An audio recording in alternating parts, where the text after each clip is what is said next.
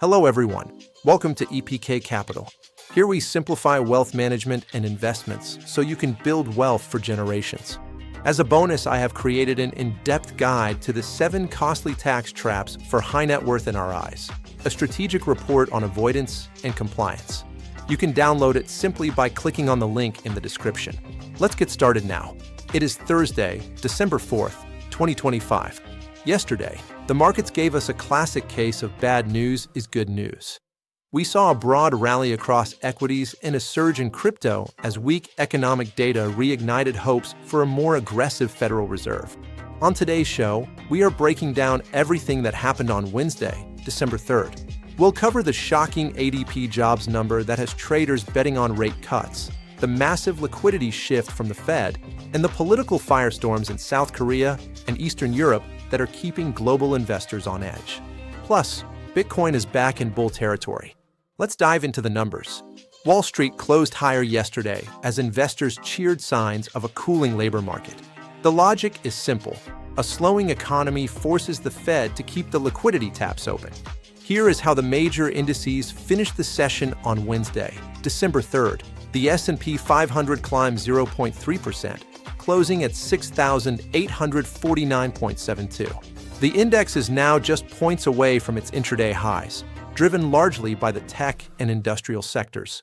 The Dow Jones Industrial Average was the outperformer of the day, surging 408 points, or 0.9%, to close at 47,882.90.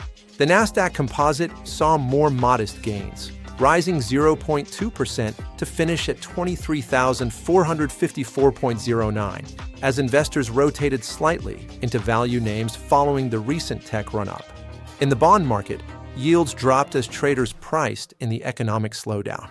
The 10-year Treasury yield fell to 4.06%, providing relief to rate-sensitive stocks. Over in commodities, WTI crude oil remains under pressure, trading around $59.21 per barrel. This sub-$60 level is signaling concerns about global demand, despite the geopolitical tensions we're seeing. The biggest story of the day, and the catalyst for this rally, was the ADP Employment Report. Markets were expecting a modest gain of around 10,000 jobs. Instead, we got a shocker. Private payrolls shrank by 32,000 in November. This is the first negative print we've seen in quite some time, and it signals that the labor market might be cooling faster than the Federal Reserve anticipated.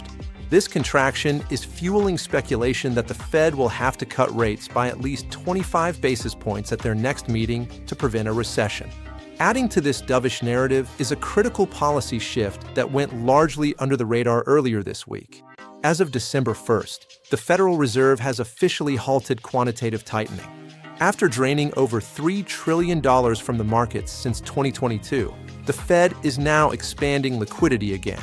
This Fed pivot on the balance sheet is a massive tailwind for risk assets, explaining why stocks are holding these record highs despite the weak economic data.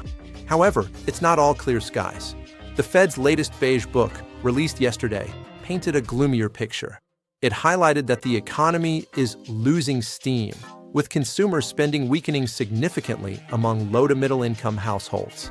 The report also noted that recent tariffs are driving up costs for consumers, a stagflationary warning sign that we need to watch closely. The ongoing government shutdown is adding a layer of uncertainty, making every data point we do get, like this ADP report, even more impactful. Moving to the global stage, yesterday was a heavy day for political news, with major developments in Asia and Europe involving U.S. leadership. South Korea, the anniversary of the self-coup yesterday, December 3rd, marked exactly 1 year since the chaotic martial law declaration by former President Yoon Suk-yeol in 2024. Current South Korean President Lee Jae-myung addressed the nation, calling the event a self-coup and marking the day as National Sovereignty Day.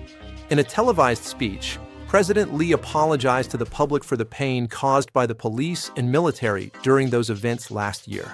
Crucially for geopolitics, President Lee signaled a major shift in North-South relations. He expressed an intention to apologize to Pyongyang for the drone incursions authorized by his predecessor, hoping to reopen diplomatic channels. He also highlighted a significant diplomatic win with the US.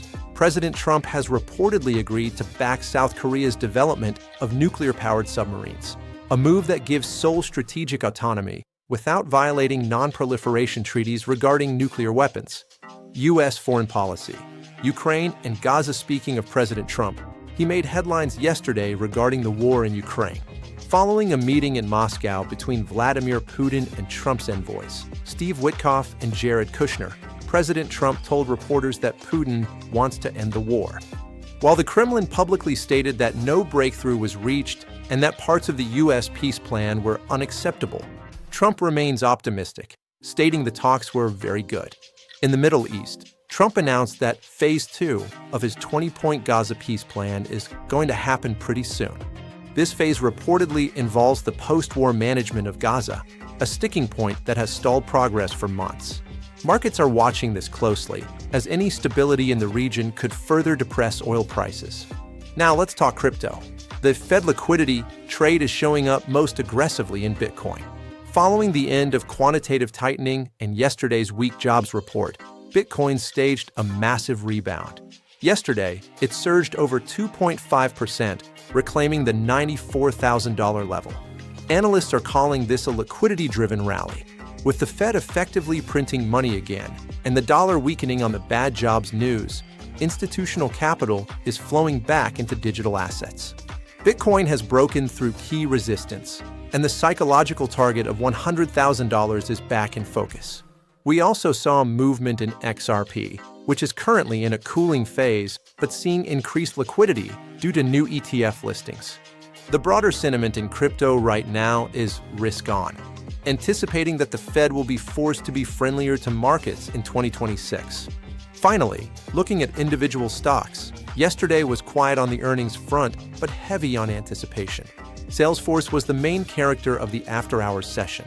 Traders were positioned for their earnings report, specifically looking for adoption metrics of their new Agentforce AI platform. Marvell Technology was also in focus, with investors digesting its acquisition of Celestial AI, a move designed to expand its footprint in the AI connectivity space. Boeing saw interest following reports of improved delivery targets for its 737 and 787 lines, helping lift the Dow yesterday. To wrap up, the narrative right now is shifting. This soft landing is looking a bit more like a bumpy landing, with jobs disappearing and the consumer slowing down. But for the stock market, as long as the Fed is scared enough to cut rates and print money, the rally seems to have legs. What to watch today? Keep an eye on the initial jobless claims data coming out this morning. If it confirms the weakness we saw in the ADP report, expect yields to drop further and stocks to test new highs. That is your detailed market report for December 3rd, 2025. If you found this update helpful, hit that like button and subscribe for daily breakdowns. I'm your name, and I'll see you in the next one.